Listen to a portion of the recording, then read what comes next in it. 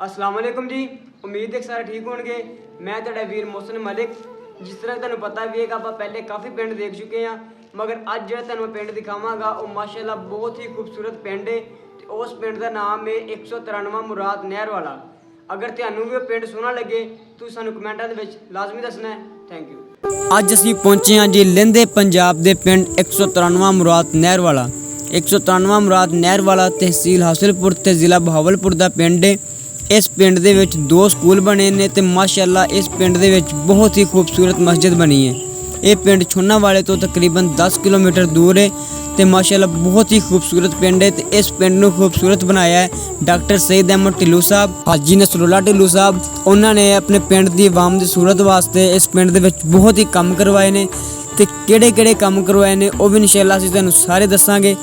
तो इस पिंड दे विच सानूं स्पैशल बुलाया सीगा चौधरी मुजम्मल ढिल्लों साहब ने कि यार साडे पिंड दी भी आके वीडियो बनाओ। तो उत्थे साडी मुलाकात हुई जाके चौधरी मुजम्मल ढिल्लों साहब दे नाल, जिन्ना के साडी माशाअल्लाह बहुत सपोर्ट कीती, सानूं मुकम्मल पिंड भी दिखाया और इस पिंड दे विच किहड़े-किहड़े काम करवाए गए ने वो भी असीं तुहानूं दसदे हां। कि इस पिंड दे विच माशाअल्लाह सब नाल पहले इस पिंड दे विच सुरंग लगवाया गया। उस तो बाद इस पिंड दे विच बहुत ही खूबसूरत मस्जिद बनाई गई और पिंड दी आवाम दे वास्ते इस पिंड दे विच फिल्टर प्लांट भी लगाया गया और खंभिਆਂ ਦੇ ਉੱਤੇ बकायदा लाइटां भी लगियां होईयां ने। इस पिंड ਦੇ ਮੁੰਡਿਆਂ ਦੇ ਨਹਾਉਣ ਵਾਸਤੇ ਉਹਨਾਂ ਨੇ ਸਪੈਸ਼ਲ ਸਵਿਮਿੰਗ ਪੂਲ ਵੀ ਬਣਵਾਇਆ ਹੈ ਤਾਂ ਕਿ ਮੁੰਡਿਆਂ ਨੂੰ ਇੰਜੋਇਮੈਂਟ ਕਰਨ ਵਾਸਤੇ ਬਾਹਰ ਨਾ ਜਾਣਾ ਪਵੇ। ਮਾਸ਼ਾਅੱਲਾ ਇਹ ਪਿੰਡ ਬਹੁਤ ਹੀ ਖੂਬਸੂਰਤ ਬਣਿਆ ਤੇ ਇਸ ਪਿੰਡ ਨੂੰ ਮੁਕੰਮਲ ਤਿਆਰ ਕਰਵਾਇਆ ਹੈ ਡਾਕਟਰ ਸਈਦ ਅਹਿਮਦ ਢਿੱਲੋਂ ਸਾਹਿਬ, ਹਾਜੀ ਨਸਰੁੱਲਾ ਢਿੱਲੋਂ ਸਾਹਿਬ ਨੇ। अगर तुहानूं भी पिंड प्यारा लग रहा है सानूं कमेंटां तुसीं लाजमी दसना है। तो बाकी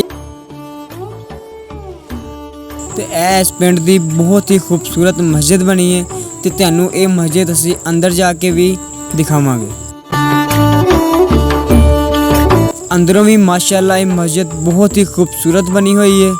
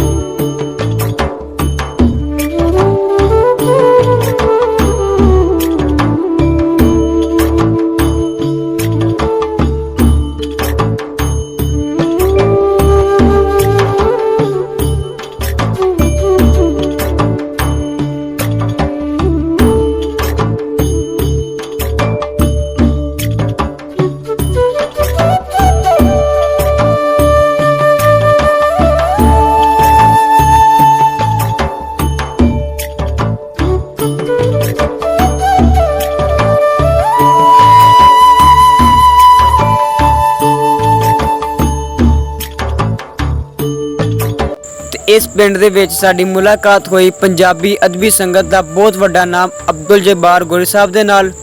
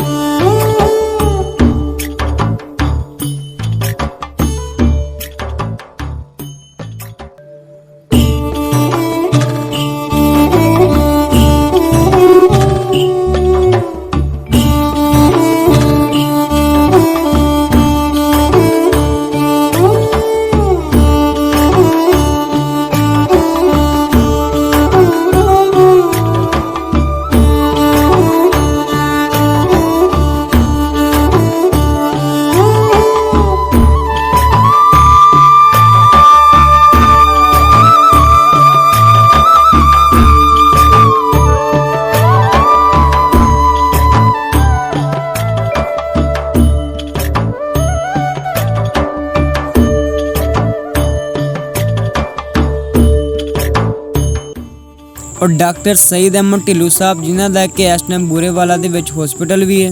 तो हुण असीं तुहानूं लैके चलदे हां डॉक्टर सईद अहमद ढिल्लों साहब दे डेरे ते, जिथे कि उन्होंने आवाम के सहूलत वास्ते उन्होंने नहाण वास्ते पूल भी बनाया है ਉਹ ਤੁਸੀਂ ਦੇਖ ਸਕਦੇ ਹੋ ਕਿ ਮਾਸ਼ਾਅੱਲਾ ਬਹੁਤ ਹੀ ਖੂਬਸੂਰਤ ਸਵਿਮਿੰਗ ਪੂਲ ਬਣਾਇਆ ਹੈ।